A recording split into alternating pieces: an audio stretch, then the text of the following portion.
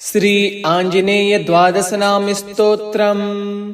हनुमानञ्जनासूनुः वायुपुत्रो महाबलः, रामेष्टः फलगुणसकः, पिङ्गाक्षो मितविक्रमः, उदधीकर्मणश्चैव सीताशोकविनाशकः, लक्ष्मणप्राणदाता च दशग्रीवस्य दर्पः। द्वादशैतानि नामानि कपीन्द्रियस्य महात्मनः, स्ववापकाले पठे नित्यं यात्राकाले विशेषतः, तस्य मृत्युभयं नास्ति सर्वत्र विजयी भवेत्। हनुमानञ्जनासूनुः वायुपुत्रो महाबलः, रामेष्टः फलगुणसकः, पिङ्गाक्षो मितविक्रमः, उदधीकर्मणश्चैव सीताशोकविनाशकः, लक्ष्मणप्राणदाता च दशग्रीवस्य दर्पः। द्वादशैतानि नामानि कपीन्द्रियस्य महात्मनः, स्ववापकाले पठे नित्यं यात्राकाले विशेषतः, तस्य मृत्युभयं नास्ति सर्वत्र विजयी भवेत्। हनुमानञ्जनासूनुः वायुपुत्रो महाबलः, रामेष्टः फलगुणसकः, पिङ्गाक्षो मितविक्रमः, उदधीकर्मणश्चैव सीताशोकविनाशकः, लक्ष्मणप्राणदाता च दशग्रीवस्य दर्पः। द्वादशैतानि नामानि कपीन्द्रियस्य महात्मनः, स्ववापकाले पठे नित्यं यात्राकाले विशेषतः, तस्य मृत्युभयं नास्ति सर्वत्र विजयी भवेत्। हनुमानञ्जनासूनुः वायुपुत्रो महाबलः, रामेष्टः फलगुणसकः, पिङ्गाक्षो मितविक्रमः, उदधीकर्मणश्चैव सीताशोकविनाशकः, लक्ष्मणप्राणदाता च दशग्रीवस्य दर्पः। द्वादशैतानि नामानि कपीन्द्रियस्य महात्मनः, स्ववापकाले पठे नित्यं यात्राकाले विशेषतः, तस्य मृत्युभयं नास्ति सर्वत्र विजयी भवेत्। हनुमानञ्जनासूनुः वायुपुत्रो महाबलः, रामेष्टः फलगुणसकः, पिङ्गाक्षो मितविक्रमः, उदधीकर्मणश्चैव सीताशोकविनाशकः, लक्ष्मणप्राणदाता च दशग्रीवस्य दर्पः। द्वादशैतानि नामानि कपीन्द्रियस्य महात्मनः, स्ववापकाले पठे नित्यं यात्राकाले विशेषतः, तस्य मृत्युभयं नास्ति सर्वत्र विजयी भवेत्। हनुमानञ्जनासूनुः वायुपुत्रो महाबलः, रामेष्टः फलगुणसकः, पिङ्गाक्षो मितविक्रमः, उदधीकर्मणश्चैव सीताशोकविनाशकः, लक्ष्मणप्राणदाता च दशग्रीवस्य दर्पः। द्वादशैतानि नामानि कपीन्द्रियस्य महात्मनः, स्ववापकाले पठे नित्यं यात्राकाले विशेषतः, तस्य मृत्युभयं नास्ति सर्वत्र विजयी भवेत्। हनुमानञ्जनासूनुः वायुपुत्रो महाबलः, रामेष्टः फलगुणसकः, पिङ्गाक्षो मितविक्रमः, उदधीकर्मणश्चैव सीताशोकविनाशकः, लक्ष्मणप्राणदाता च दशग्रीवस्य दर्पः। द्वादशैतानि नामानि कपीन्द्रियस्य महात्मनः, स्ववापकाले पठे नित्यं यात्राकाले विशेषतः, तस्य मृत्युभयं नास्ति सर्वत्र विजयी भवेत्। हनुमानञ्जनासूनुः वायुपुत्रो महाबलः, रामेष्टः फलगुणसकः, पिङ्गाक्षो मितविक्रमः, उदधीकर्मणश्चैव सीताशोकविनाशकः, लक्ष्मणप्राणदाता च दशग्रीवस्य दर्पः। द्वादशैतानि नामानि कपीन्द्रियस्य महात्मनः स्वापकाले पठे नित्यं यात्राकाले विशेषतः तस्य मृत्युभयं नास्ति सर्वत्र विजयी भवेत्। हनुमानञ्जनासूनुः वायुपुत्रो महाबलः रामेष्टः फलगुणसकः पिङ्गाक्षो मितविक्रमः उदधीकर्मणश्चैव सीताशोकविनाशकः लक्ष्मणप्राणदाता च दशग्रीवस्य दर्पः द्वादशैतानि नामानि कपीन्द्रियस्य महात्मनः स्वापकाले पठे नित्यं यात्राकाले विशेषतः तस्य मृत्युभयं नास्ति सर्वत्र विजयी भवेत्। हनुमानञ्जनासूनुः वायुपुत्रो महाबलः रामेष्टः फलगुणसकः पिङ्गाक्षो मितविक्रमः उदधीकर्मणश्चैव सीताशोकविनाशकः लक्ष्मणप्राणदाता च दशग्रीवस्य दर्पः द्वादशैतानि नामानि कपीन्द्रियस्य महात्मनः स्वापकाले पठे नित्यं यात्राकाले विशेषतः तस्य मृत्युभयं नास्ति सर्वत्र विजयी भवेत्। हनुमानञ्जनासूनुः वायुपुत्रो महाबलः रामेष्टः फलगुणसकः पिङ्गाक्षो मितविक्रमः उदधीकर्मणश्चैव सीताशोकविनाशकः लक्ष्मणप्राणदाता च दशग्रीवस्य दर्पः द्वादशैतानि नामानि कपीन्द्रियस्य महात्मनः स्वापकाले पठे नित्यं यात्राकाले विशेषतः तस्य मृत्युभयं नास्ति सर्वत्र विजयी भवेत्। हनुमानञ्जनासूनुः वायुपुत्रो महाबलः रामेष्टः फलगुणसकः पिङ्गाक्षो मितविक्रमः उदधीकर्मणश्चैव सीताशोकविनाशकः लक्ष्मणप्राणदाता च दशग्रीवस्य दर्पः द्वादशैतानि नामानि कपीन्द्रियस्य महात्मनः स्वापकाले पठे नित्यं यात्राकाले विशेषतः तस्य मृत्युभयं नास्ति सर्वत्र विजयी भवेत्। हनुमानञ्जनासूनुः वायुपुत्रो महाबलः रामेष्टः फलगुणसकः पिङ्गाक्षो मितविक्रमः उदधीकर्मणश्चैव सीताशोकविनाशकः लक्ष्मणप्राणदाता च दशग्रीवस्य दर्पः द्वादशैतानि नामानि कपीन्द्रियस्य महात्मनः स्वापकाले पठे नित्यं यात्राकाले विशेषतः तस्य मृत्युभयं नास्ति सर्वत्र विजयी भवेत्। हनुमानञ्जनासूनुः वायुपुत्रो महाबलः रामेष्टः फलगुणसकः पिङ्गाक्षो मितविक्रमः उदधीकर्मणश्चैव सीताशोकविनाशकः लक्ष्मणप्राणदाता च दशग्रीवस्य दर्पः द्वादशैतानि नामानि कपीन्द्रियस्य महात्मनः स्वापकाले पठे नित्यं यात्राकाले विशेषतः तस्य मृत्युभयं नास्ति सर्वत्र विजयी भवेत्।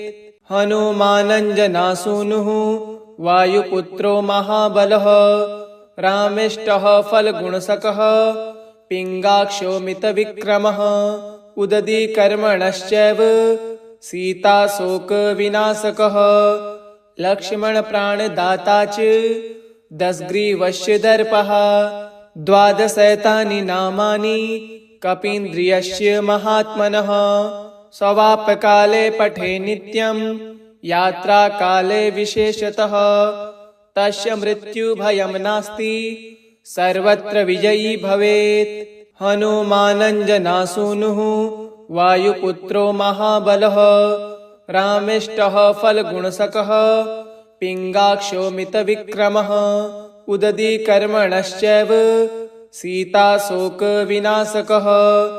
लक्ष्मणप्राणदाता च दशग्रीवस्य दर्पः द्वादशैतानि नामानि कपीन्द्रियस्य महात्मनः स्वाप्यकाले पठे नित्यं यात्राकाले विशेषतः तस्य मृत्युभयं नास्ति सर्वत्र विजयी भवेत्। हनुमानञ्जनासूनुः वायुपुत्रो महाबलः रामेष्टः फलगुणसकः पिङ्गाक्षो मितविक्रमः उदधीकर्मणश्चैव सीताशोकविनाशकः लक्ष्मणप्राणदाता च दशग्रीवस्य दर्पः द्वादशैतानि नामानि कपीन्द्रियस्य महात्मनः स्वाप्यकाले पठे नित्यं यात्राकाले विशेषतः तस्य मृत्युभयं नास्ति सर्वत्र विजयी भवेत्। हनुमानञ्जनासूनुः वायुपुत्रो महाबलः रामेष्टः फलगुणसकः पिङ्गाक्षो मितविक्रमः उदधीकर्मणश्चैव सीताशोकविनाशकः लक्ष्मणप्राणदाता च दशग्रीवस्य दर्पः द्वादशैतानि नामानि कपीन्द्रियस्य महात्मनः स्वाप्यकाले पठे नित्यं यात्राकाले विशेषतः तस्य मृत्युभयं नास्ति सर्वत्र विजयी भवेत्। हनुमानञ्जनासूनुः वायुपुत्रो महाबलः रामेष्टः फलगुणसकः पिङ्गाक्षो मितविक्रमः उदधीकर्मणश्चैव सीताशोकविनाशकः लक्ष्मणप्राणदाता च दशग्रीवस्य दर्पः द्वादशैतानि नामानि कपीन्द्रियस्य महात्मनः स्वाप्यकाले पठे नित्यं यात्राकाले विशेषतः तस्य मृत्युभयं नास्ति सर्वत्र विजयी भवेत्। हनुमानञ्जनासूनुः वायुपुत्रो महाबलः रामेष्टः फलगुणसकः पिङ्गाक्षो मितविक्रमः उदधीकर्मणश्चैव सीताशोकविनाशकः लक्ष्मणप्राणदाता च दशग्रीवस्य दर्पः द्वादशैतानि नामानि कपीन्द्रियस्य महात्मनः स्वाप्यकाले पठे नित्यं यात्राकाले विशेषतः तस्य मृत्युभयं नास्ति सर्वत्र विजयी भवेत्।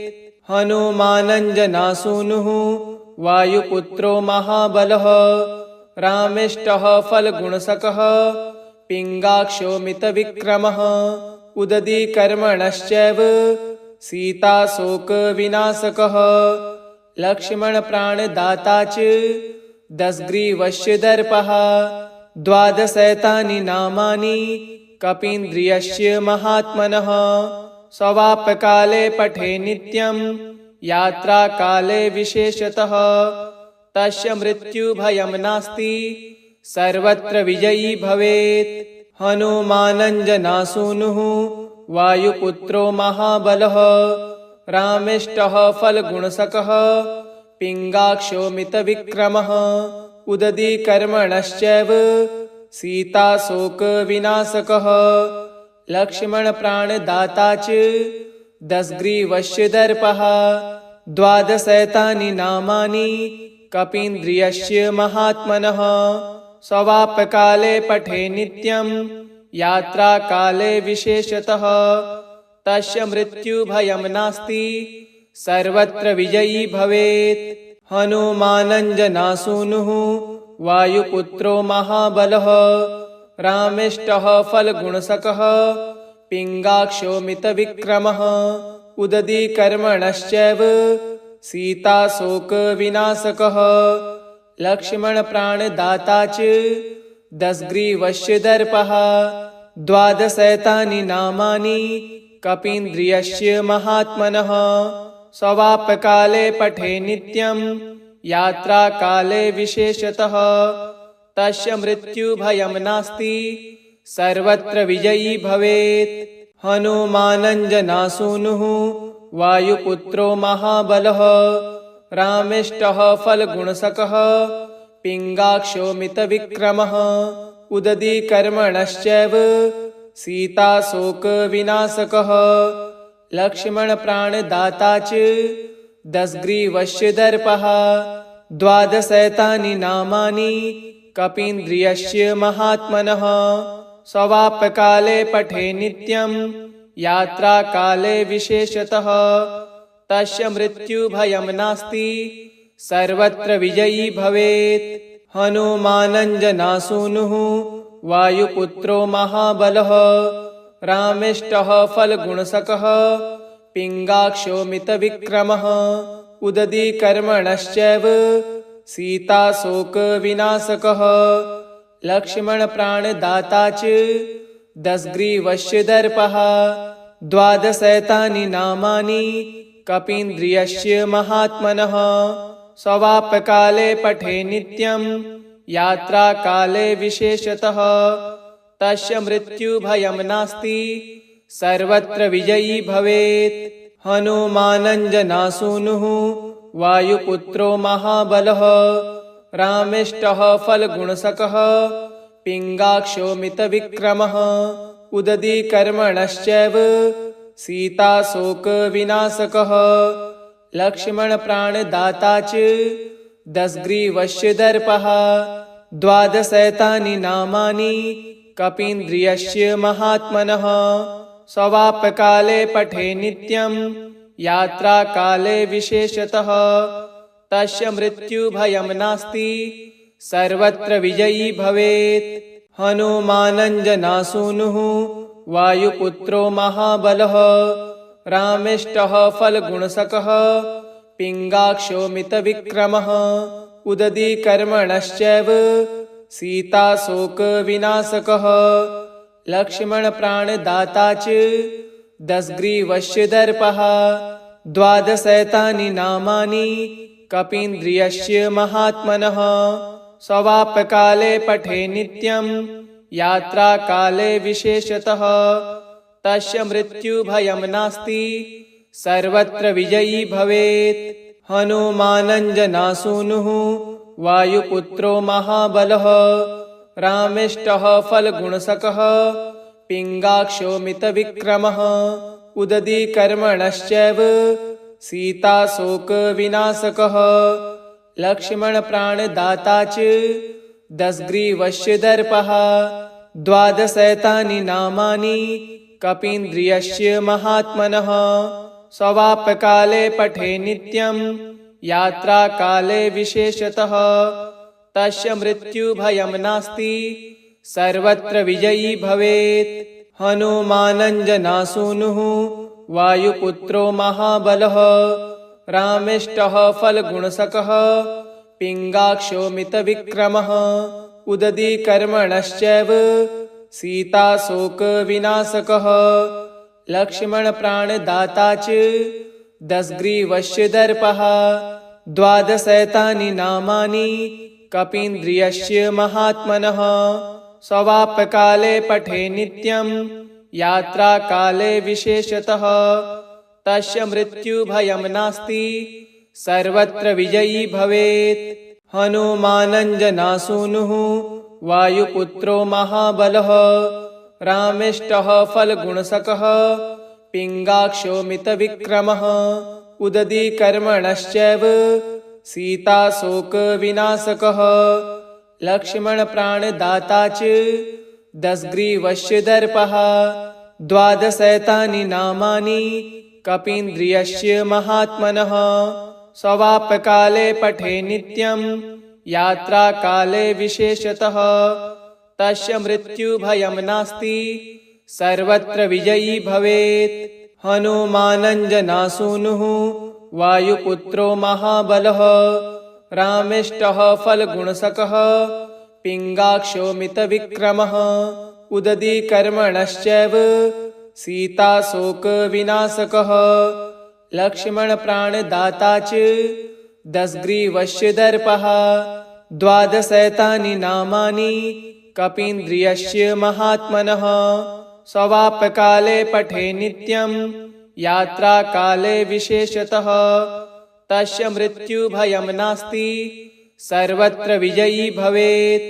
हनुमानञ्जनासूनुः वायुपुत्रो महाबलः रामेष्टः फलगुणसकः पिङ्गाक्षो मितविक्रमः उदधीकर्मणश्चैव सीताशोकविनाशकः लक्ष्मणप्राणदाता च दशग्रीवस्य दर्पः द्वादशैतानि नामानि कपीन्द्रियस्य महात्मनः स्वापकाले पठे नित्यं यात्राकाले विशेषतः तस्य मृत्युभयं नास्ति सर्वत्र विजयी भवेत्।